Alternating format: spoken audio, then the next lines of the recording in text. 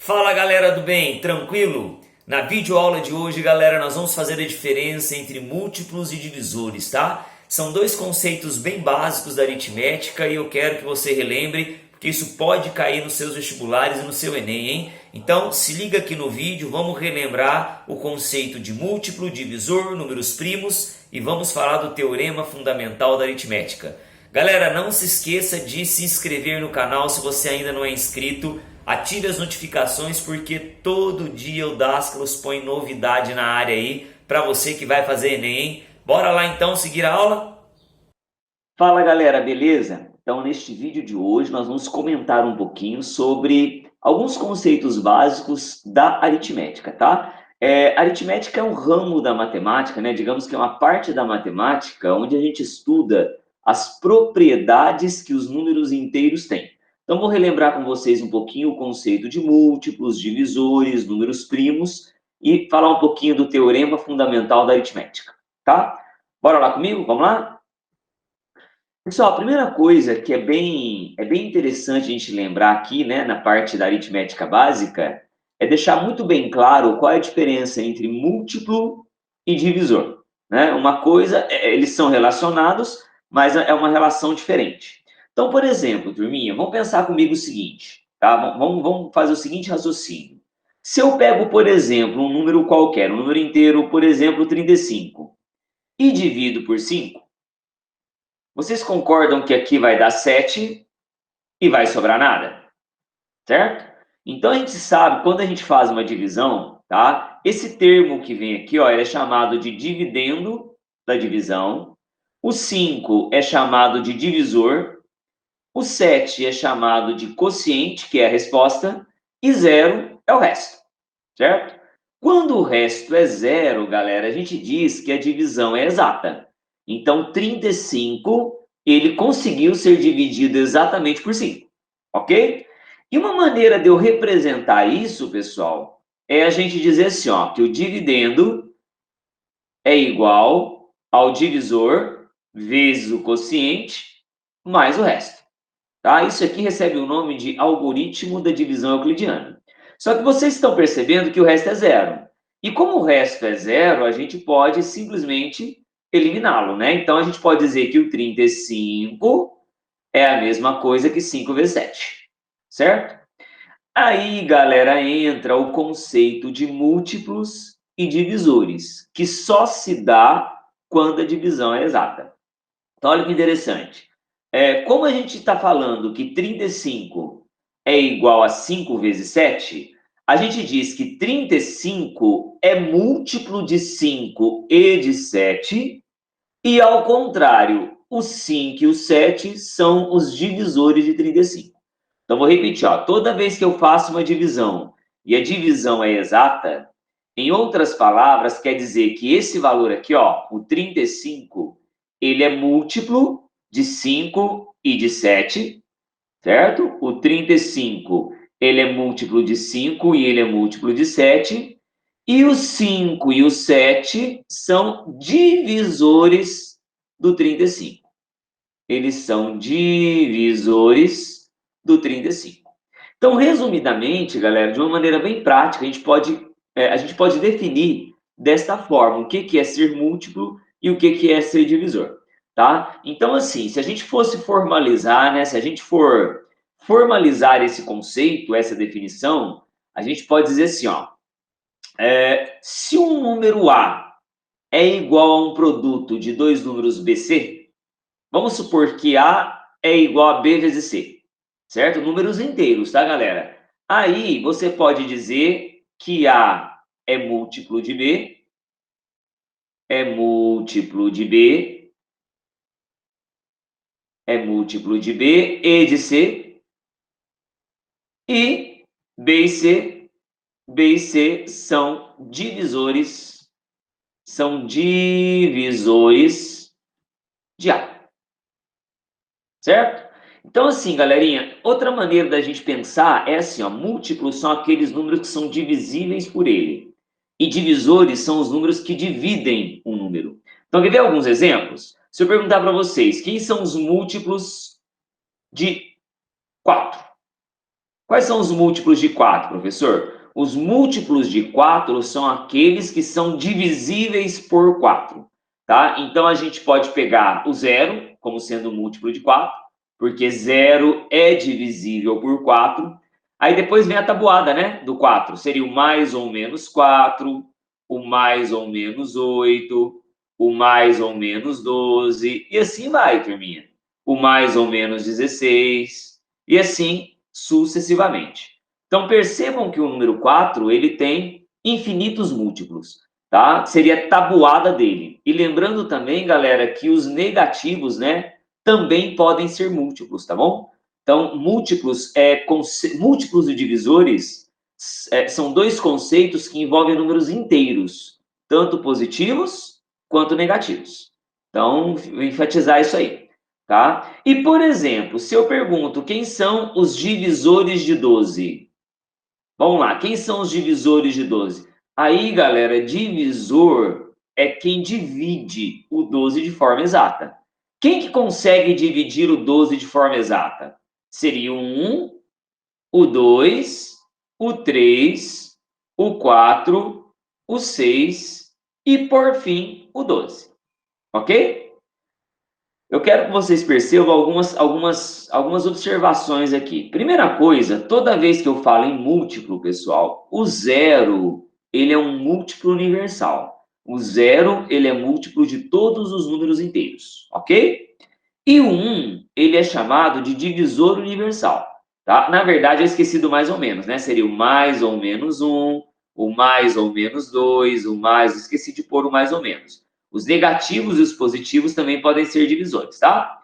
Então, o mais 1 e o menos 1, eles são chamados de divisores universais, porque eles são divisores de qualquer número inteiro que vocês pensarem, ok? Outra observação, ó, note que a quantidade de múltiplos é sempre infinitos, tá? Existem sempre infinitos múltiplos, tá? Todo número inteiro tem infinitos múltiplos.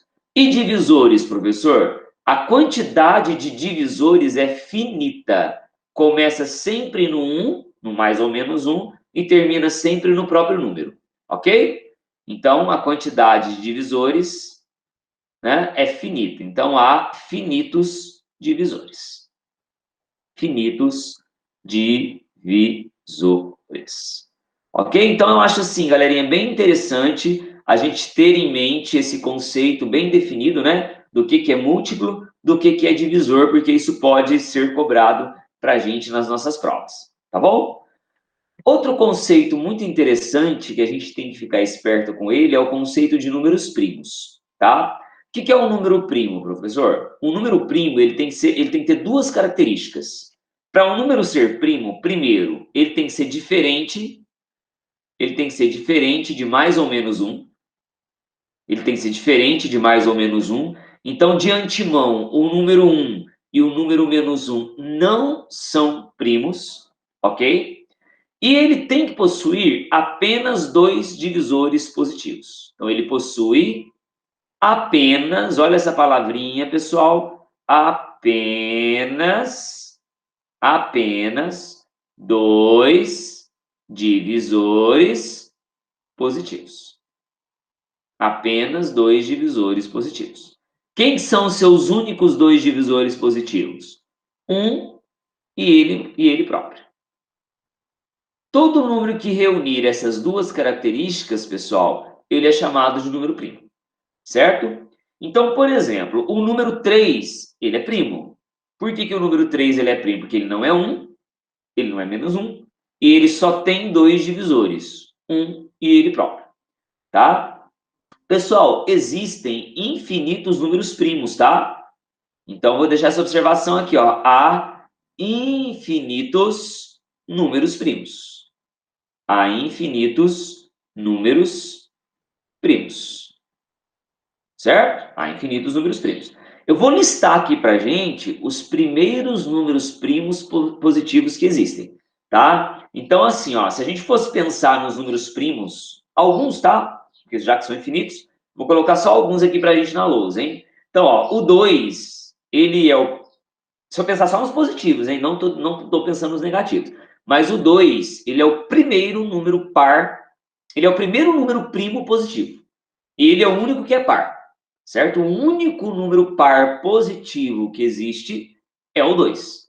Todos os demais infinitos números primos serão ímpares, ok? Então, o 2, ele é um número primo, aí vem o 3, depois vem o 5, depois vem o 7, aí vem o 11, o 13, o 17, 19, 23 e assim, galera, sucessivamente. Né? A gente poderia ficar aqui uma eternidade colocando números primos na lousa. Tá? Então, esses são chamados números primos. Se for pensar, todos esses números só tem um e ele próprio como divisores positivos.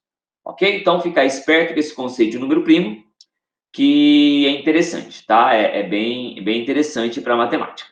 E uma observação, pessoal. Um número que não é primo e não é 1 e nem menos 1, ele é chamado de número composto, tá? Então, observação. Um número inteiro, um número inteiro, um número inteiro, diferente de mais ou menos 1, diferente de mais ou menos 1, e que não é primo,